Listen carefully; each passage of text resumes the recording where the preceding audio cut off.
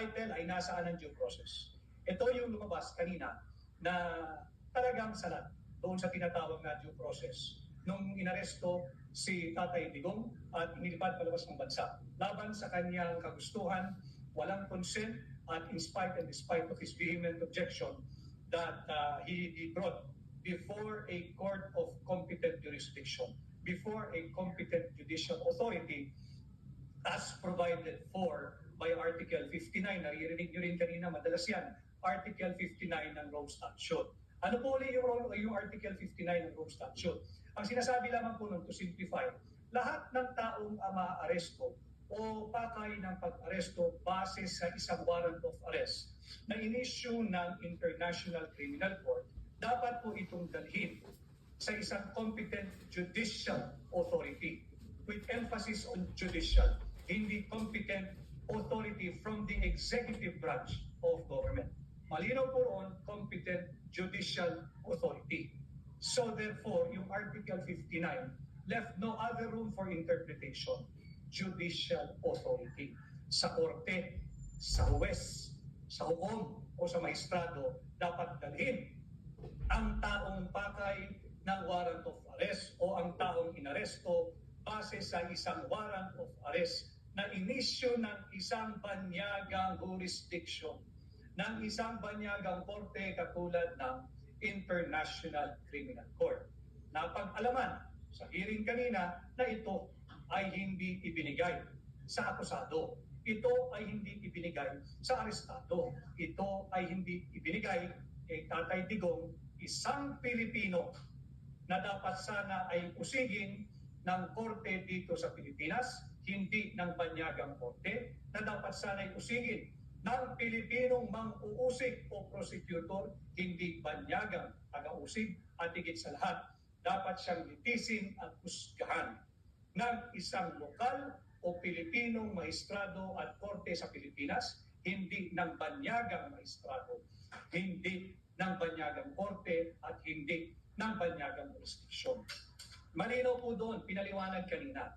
Meron po kasi tayong tinatawag na Doctrine of Constitutional Supremacy. Yung doktrina na nagsasabi, pag nagbanggaan na ang ating mga karapatan, pag nagbanggaan na ang special laws o anumang batas, maging ordinansa man yan, maging Republic Act man yan, maging revised penal code man yan, pag yan ay nagbabangga na sa ating mga fundamental rights, sa ating mga basic rights na nakasulat, nakaukit at may garansya sa ating saligang batas, mangingibabaw at mangingibabaw ang linalaman, itinatakda, isinusulat at nakagaransya sa ating saligang batas. Yan po ang simpleng ibig sabihin ng Doctrine of Constitutional Supremacy.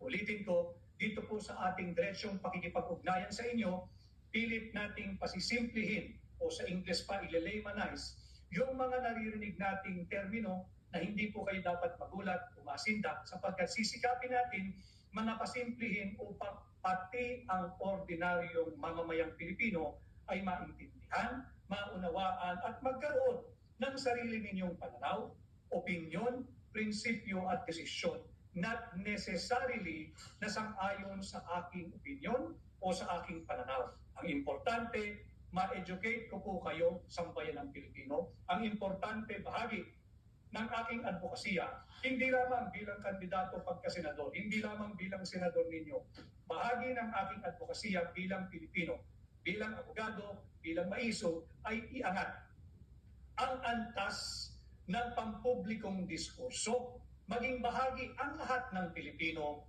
may pinag-aralan, kakaunting kaalaman o profesional, ordinaryong Pilipino, opisyal ng gobyerno o empleyado ng pribado o gobyerno. Importante ho, magkaroon kayo ng sarili ninyong opinyon sa mga mahalagang usaping panlipunan sapagkat tanging ang isang informed citizenry lamang ang tunay na makakapagbigay diwa dito sa mga garansya na nakaukit, nakasulat at may garansya sa ating saligang batas. Ito na nga po tayo, pinag-uusapan natin nasaan ang due process. Nakita kanina dyan sa ginawang pagdinig sa Senado na salat at hindi na ibigay yung due process, yung standard of due process na dapat ibinigay kay Tatay Digong.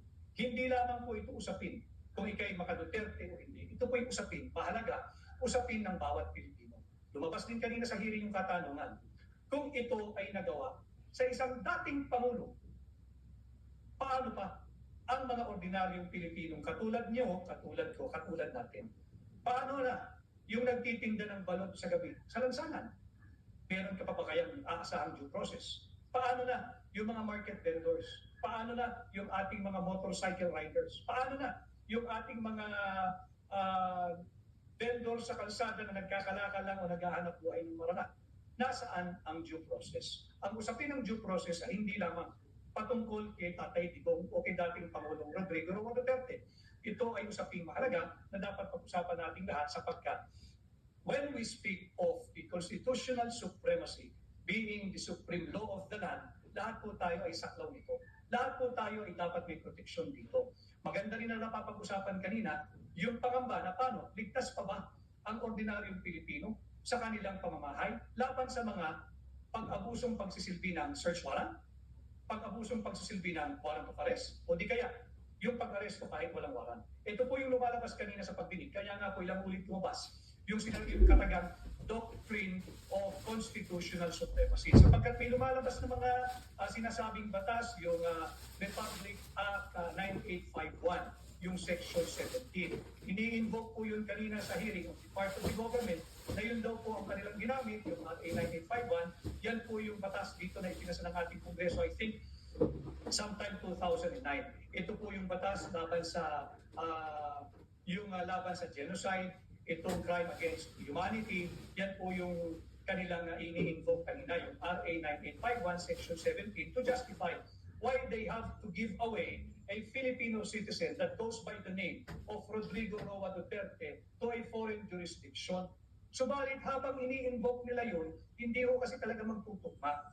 Pag in-invoke mo yung RA 9851 Section 17, hindi naman ho kasi ang pagbabasa at pag-unawa sa batas ay kada section lamang. Kailangan mong basahin the entire law, the RA 9851, hindi lamang yung Section 17 that tends to favor what the government did in turning over the person of Rodrigo Roa Duterte, our former president, our beloved former president, sa ICC. Dapat po yan basahin mo yung kabuuan at ibangga mo, ikonsulta mo sa ating saligang batas. While it's true, there is the existence of what we call RA 9851.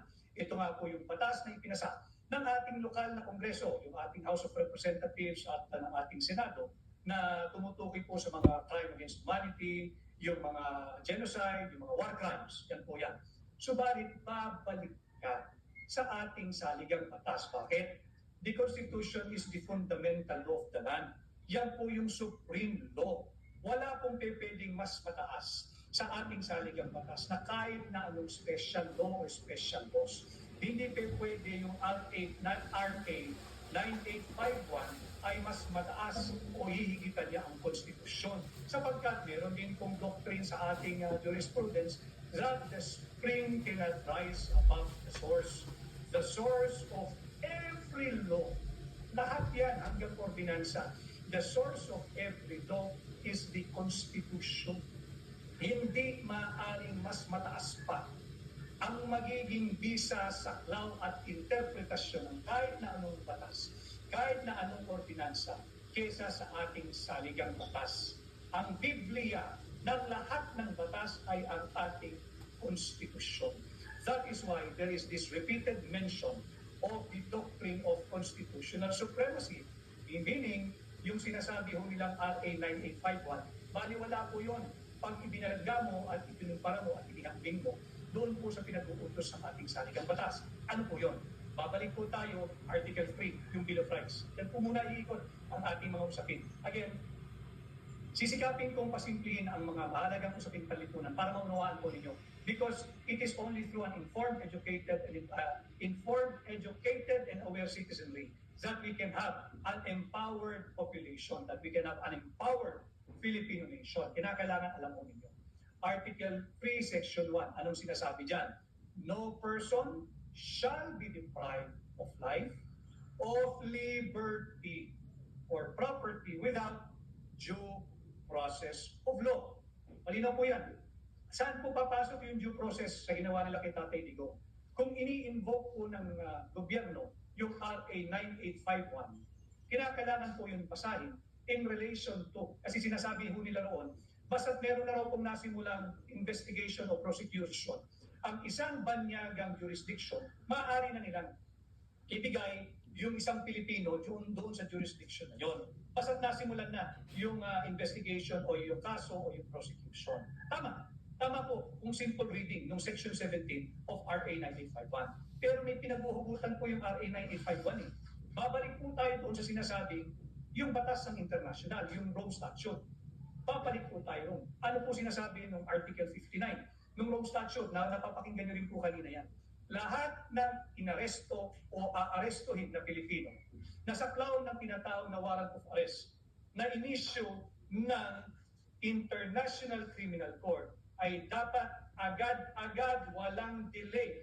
Hindi mamaya, hindi bukas, hindi sa susunod na linggo, hindi 6 months from today. Agad-agad, ora mismo, dapat ay dalhin sa isang competent judicial authority. So yan o, tumatakbo na tayo. Sinimulan natin doon sa ini-invoke ng gobyerno ng 9851. Of course, they will not mention, conveniently, they will not mention yung Article 59 ng Rome Statute. Dahil pagka binanggit mo po yun po yung pinaghuhugutang otoridad ng RA 9851 na pag meron na raw pong investigation o prosecution na nasimulan na ang isang foreign jurisdiction, they can dispense with anumang formality sa isang Pilipinong saklaw ng warrant of arrest. Tama, pero kinakailangan merong basihan yung RA 9851 na yan. Ano po yan? Yung Rome Statute, babalik po tayo sa Article 59. Sabi ng Article 59, any person arrested shall be brought promptly. Wala na po ako ibang makitang definition ng promptly sa Tagalog, kundi agad-agad, kundi ora mismo, kundi ngayon na mismo, hindi mamaya, hindi bukas, hindi 6 months from today. Ngayon na mismo, yung tao arestado, dapat mong dalhin without any delay sa isang competent judicial authority. Mahalaga po yun yung competent, syempre lahat naman ng judicial authority, pero competent judicial authority. Meaning, tanging sa korte mo lang dadalhin yung taong inaresto mo base sa isang warrant na inisyu ng ICC according to Article 59 in relation to RA 9851. Malinaw po tayo Ngayon, binigay ba kay Pangulong Duterte yung natatangi niyang request? Malinaw po ito. Noong kami pong mga local lawyers niya ay nag-meeting noong March 13, malinaw na binanggit sa amin ni Attorney Martin Delga, isa lang ang hiningi ni Pangulong Duterte. Isa lang ang request ni Pangulong Duterte. Walang iba. Ang sinabi ni Pangulong Duterte, dalhin ninyo ako sa korte. Ilan? Wala siyang request na dalhin siya sa kung saan special na lugar o bigyan siyang special na pagtrato. Isa lang ang request niya, dalhin ninyo ako sa korte. Bakit? Nalalaman niya yung kanyang karapatan bilang dating Pangulo, bilang dating prosecutor, bilang abogado, at higit sa lahat bilang Pilipino. Alam niya that the Constitution, the 1987 Constitution, hindi naman suspendido yan. It is working, it is functioning, so alam niya yung kanyang karapatan. Hiningi niyang dalhin siya sa korte. Bakit? I-invoke na rin niya yung kanyang karapatan under Article 3, Section 1. No person shall be deprived of liberty. Under arrest ka na hindi ka na makagalaw Any moment na hindi mo na magalaw ang iyong freedom, under arrest ka na yan, restricted na movement mo You can now invoke kung ano man yung mga related laws. In-invoke po niya yan Yung dalhin ninyo ako sa competent judicial authority because he knows Article 59 of the Rome Statute. Pangalawa, yung Article 3, Section 1, that no person shall be deprived of life, liberty, without due process of law. Again, may due process ba? Anong nangyari dun sa tinatawag nating constitutional supremacy, yung doctrine of constitutional supremacy? Pangalawa, meron pa rin nung isang related constitutional guarantee. Diyan pa rin hindi tayo lalayo sa ating Bill of Rights. Article 3, Section 14, no person. This provision starts in the negative. No. Ibig sabihin, hindi pwede. Bawal. No person shall be held to answer for a criminal offense. Yan po, nasa saligang batas. Ulitin natin yan. Without due process of law. Pangalawang beses na po yan. Unang-una, Article 3, Section 1, nabanggit na po yan. Walang pwedeng pagdamutan o ipagkait ang iyong karapatan at kalayaan ng walang due process of law.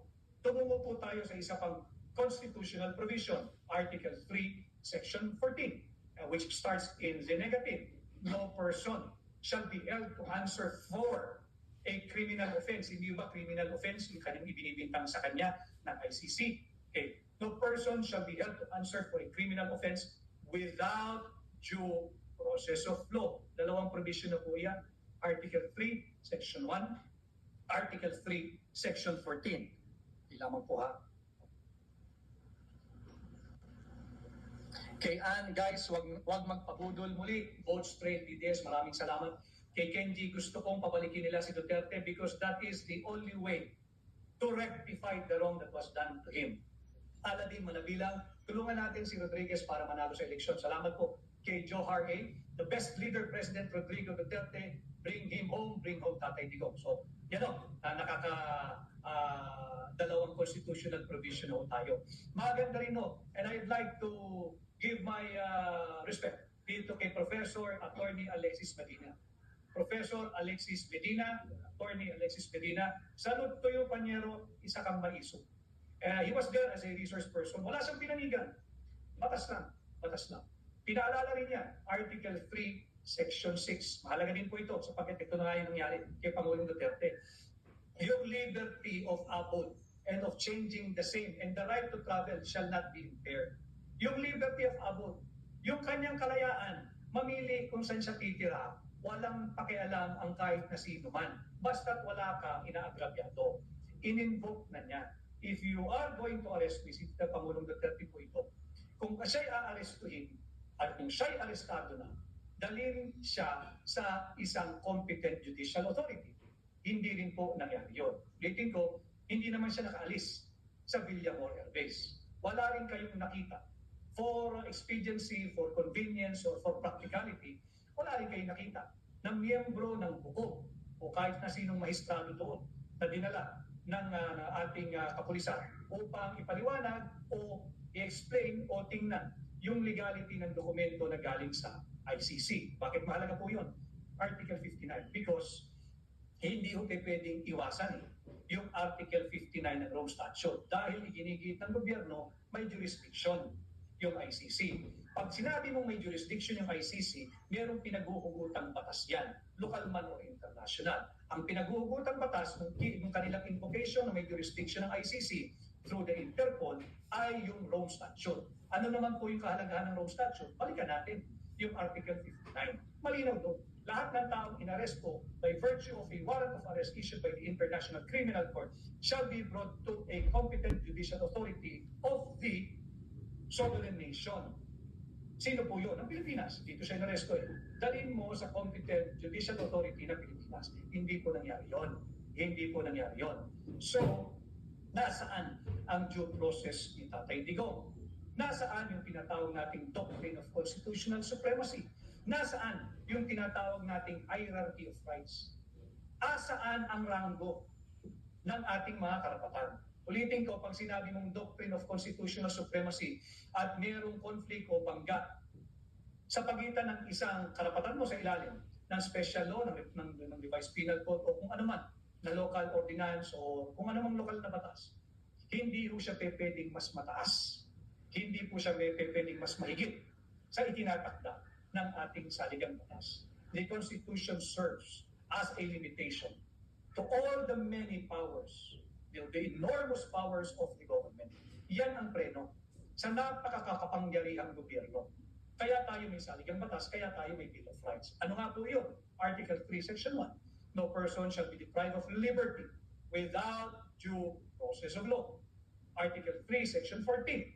No person, simula pa lang, negative na yun, no person shall be held to answer for a criminal offense without due process of law. Article 3, Section 14. Article 3, Section 6. Yung liberty of abode and of changing the same. Kung sa kamaninirahan, ay hindi mo rin pwedeng lapagin yan. It shall not be impaired. Ang bibigat po ng salita at garansya ng saligang batas shall not be impaired. No moment that you can ever violate that. Sagrado po yan. Hindi mo siya pwedeng ilipat against his will papunta sa isang banyagang jurisdiction at ikulong doon sa dahig sa ICC. Bakit? Ulitin ko, bukas po ang lahat ng antas ng ating korte. Bukas po ang lahat ng tanggapan ng Office of the Prosecutor. Bukas po ang lahat ng law enforcement body natin na may kapangyarihang magsagawa ng investigation. Trace back tayo ulit. Hindi pwedeng sabihin mas makapangyarihan yung ICC sa ating Korte Suprema. Wala pong basihan yun. Again, we will go back to the doctrine of constitutional supremacy. Pagdating dito, wala pong bisa ang ICC kung hindi papahintulutan ng gobyerno. Pero hindi rin po instant yung pagbibigay sa ating kapwa Pilipino sa kamay ng mga banyaga. Dahil kinakailangan po yan dumaan sa kamay ng competent judicial authority na establish na rin po yan kanina.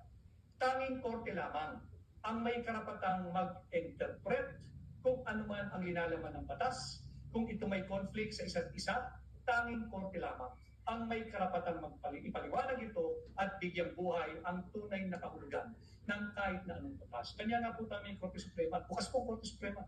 Katunayan, inaaresto po si Pangulong, nung arestado na si Pangulong Duterte, umabot naman ho yung petition for certiorari and prohibition sa Korte Suprema. Tumakbo rin kami sa Korte Suprema. Just in the nick of time, bago magsara, yung section niya, I think, natatakan niya around 4:15. Ang pagsasara po niya ay around 4:30.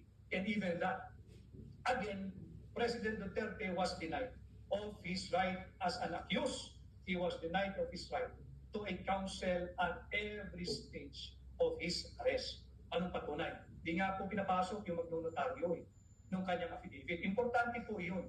Dahil pag yan, nagsampa ka ng isang petisyon at yung affidavit o yung verification ay hindi po ito notaryado, ang tawag po dyan ay mere scrap of paper. Karapatan po yun ng akusado o ng arestado. Hindi rin po yun malayang ibinigay sa kanya. Kaya ang ating titulo, nasaan ang due process? Pwede po kayo magkomento dito meron nagkomento kanina. Yung pangalan ng nagpapaliwanag na meron daw po, yung pinipilit i-justify yung diffusion versus red notice. Pinipilit na yung diffusion is similar to a warrant of arrest or a red notice. Mali po yun. Yung diffusion informal alert. Yung lumabas na salita kanina roon, nagtimbre lang ba?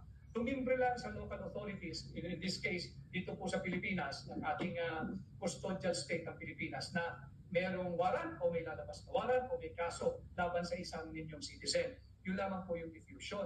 At kahit na sabihin, for the sake of argument without surrendering the position of the defense, na yan ay isang may tulad sa isang warrant of arrest, babalik nga ho tayo sa Rule 59 yung Article 59 ng Rome Statute, kinakailangan mo pa rin dalhin yung arestado sa isang competent judicial authority kahit pa i-invoke mo yung sinasabing Section 17 ng RA 9851. Ang basihan po ng RA 9851 ay yung Rome Statute. Kaya nga po nagpasa ng local law in support of yung Rome Statute na paano mo implement yung provisions ng Rome Statute in the event may mga ganung kaso magaganap o violation na magaganap sa Pilipinas. Kinakailangan mo ng enabling law, yun nga po yung RA 9851. Subalit, yung RA 9851, you have to be read in relation to and in conjunction with the provision of the Rome Statute, yung Article 59. At pag nabasa niyo na po yan, babalik ka sa fundamental law of the land because there is no other supreme law than our Constitution. And the Constitution is very categorical. No person shall be deprived of his liberty without due process of law. Who affords you now the due process? It's the court. It's the court. Tanging korte lamang. Oliver De La Fera, ano po mangyayari na claim or compensation against ICC if Tatay Digong is proven not guilty? Oliver, aralin natin, hindi ko nalalaman if he will be entitled to any form of compensation, pero hindi po mahalaga yung compensation Ang importante, yung kanyang liberty. Ang importante yung kanyang karapatan. Ang importante yung kanyang dignidad bilang tao, bilang isang Pilipino. Bilang isang Pilipino. Kaya mahalaga na lahat tayo ay kasali sa usaping ito. Napakahalaga nito, hindi po ito confined or contained sa Pilipinas lang. Kung wala tayong malinaw na posisyon o paninindigan bilang Pilipino, ay nakakaya po tayo. Imaginin mo, hindi lang kababayan natin, hindi lang Pilipino, kung hindi dating Pangulo na ang ngalan ay Rodrigo nandoon sa ICC. Hahayaan ba natin na ang isang Pilipino ay nasa kamay ng banyaga na siya'y uusigin ng isang banyagang taga-usig, siya'y lilitisin sa isang banyagang korte, siya'y huhusgahan ng mga banyagang maestrado. Pilipino po yun. Pilipino po yun. Kinakailangan na